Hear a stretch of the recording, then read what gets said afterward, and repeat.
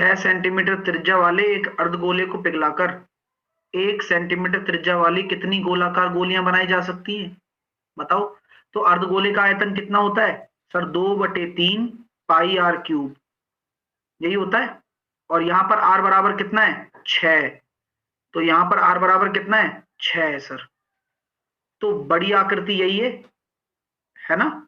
और कितनी गोलियां बनाई जा सकती हैं छोटी छोटी, जिनका आयतन कितना होगा? 4/3 पाई आर 1 सेंटीमीटर की त्रिज्या की। गोलियां तो पूरी बनेंगी, पिघलाया आपका जा रहा है अर्धगोला।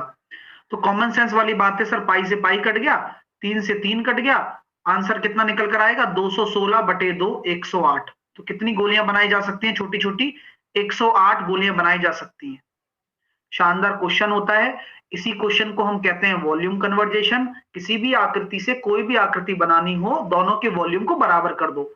अब यहां पर बराबर करने के लिए छोटी छोटी गोलियां बनाई जा रही हैं, तो आपने नंबर ऑफ गोलियां निकाल दी बस, कि बड़े वाले से n गोलियां बनेंगी, तो n बराबर 108। सर 12,600 लोगों के एक शहर में 30% कोडिंग के अच्छे जानकार हैं।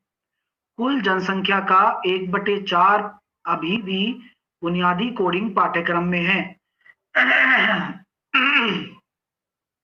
कले की खराश। हाँ चलिए, तो 12,000 अब आया लाउड पना। हाँ 12,600 लोगों के शहर में 30% कोडिंग के अच्छे जानकार हैं। कुल जनसंख्या का 1/4 अभी भी मतलब क्या कर रहा है वो? फाउंडेशन कोडिंग सीख रहा है। तो calculate the non coders present in the city. ऐसे लोगों की संख्या बताइए जो कोडिंग नहीं सीख रहे हैं और नहीं जानते हैं, ना सीखेंगे।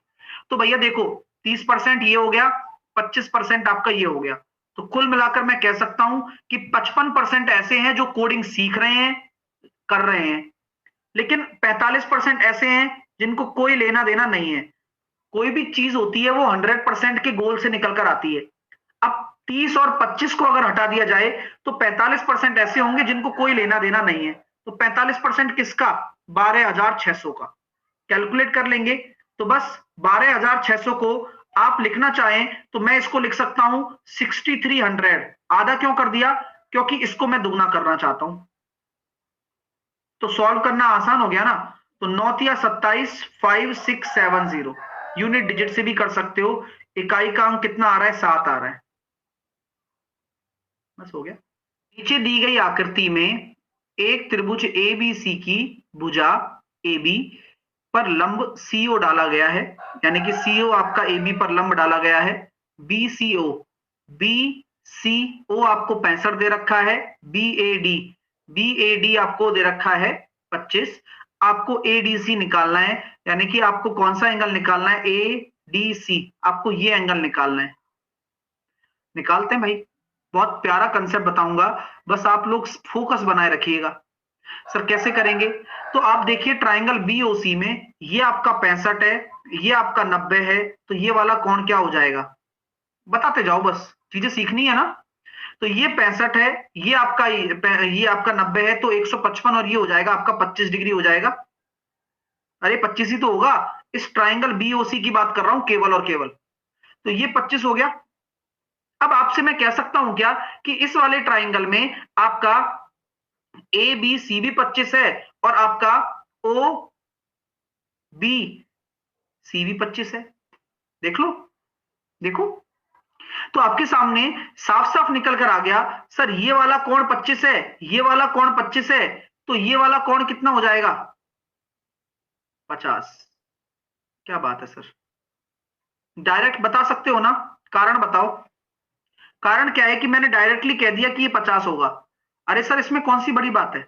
आपने सिखाया हुआ है कि किसी भी त्रिभुज में बाह्य कोण का मान आंतरिक कोणों के योग के बराबर होता है। तो इस तरह के आंतरिक कोणों का योग इस बाह्य कोण के बराबर हो। ठीक है, क्लियर हो गया? ये हुई ना बात। 5 क्रमागत संख्याओं का योग कितना है? A है। अब कोई भी 5 क्रमागत संख्याएं मानोगे तो कैसे मानोगे? तो मैं n से कितना चला जाऊं?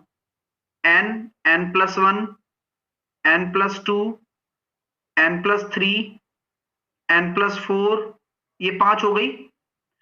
अगर मुझे 5 माननी है तो n से लेकर n+1, n+2, n+3, n+4 5 संख्याएं हो गई। अब उसके बाद की 5 और, उसके बाद की 5 और कहां तक चले जाएगा? n+5, n+6, n+7, n+8 और n+9। यहां तक आप में से किसी को कोई दिक्कत है क्या? मैंने ये 10 संख्याएं आपको इस प्रकार दे दी, ठीक है। अब बोला गया है कि पहली 5 क्रमागत संख्याओं का जो योग है वह a है।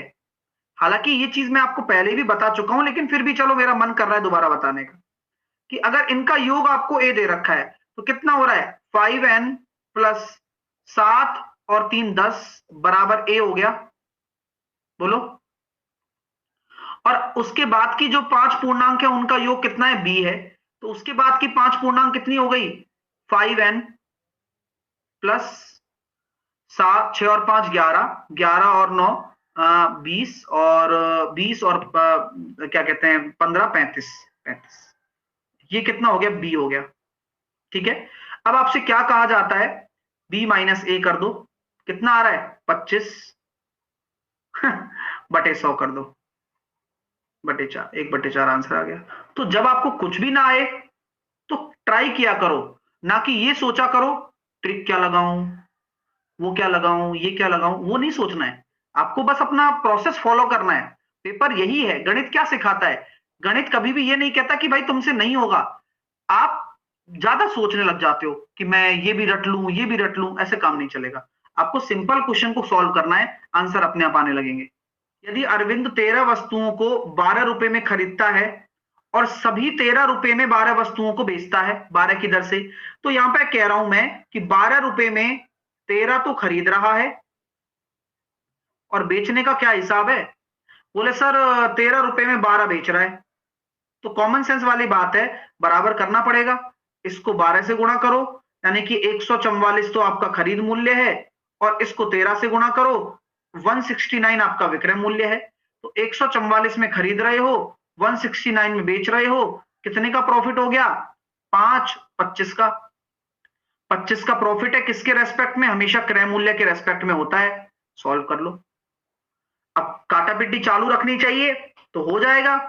तो आप सॉल्व कर सकते हैं। अगर इसको आप हल कर रहे हैं तो यहां पर आपके सामने ये 2500 बटे 144 आ गया। अगर मैं इसको 150 मानता हूं तो 100 बटे 6 17.36 के करीब आपका राइट आंसर आ जाएगा।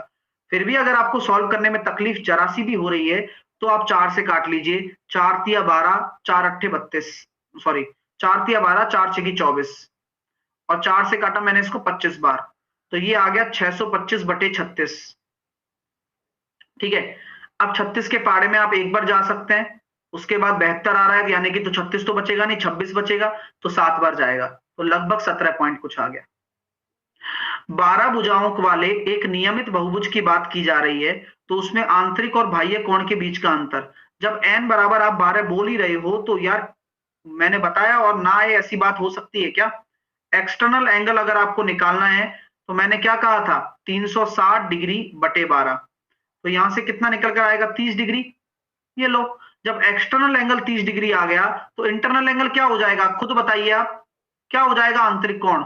सर दोनों का योग 180 होता है तो ये 150 होना चाहिए। और आपको क्या पूछा गया? इनका अंतर ही पूछा गया है, तो इनका अंतर कितना आ जाएगा? 120। बस वही आंसर।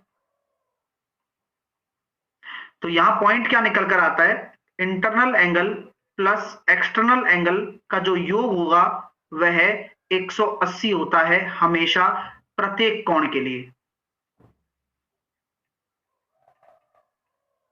चलिए, ए 10 दिन में किसी कार्य को करता है, ठीक है, 4 दिन के लिए इस शर्त पर कार्य करता है, फिर बी इसे 9 दिनों में पूरा करेगा। अच्छा, तो ऐसी बात है कि क्या हो जा रहा है कि ए 10 दिन में कोई काम करता है, ठीक है, अब वह 4 दिनों के लिए काम कर रहा है बस, कि भाई मैं सिर्फ 4 दिन काम करूंगा, ठीक है।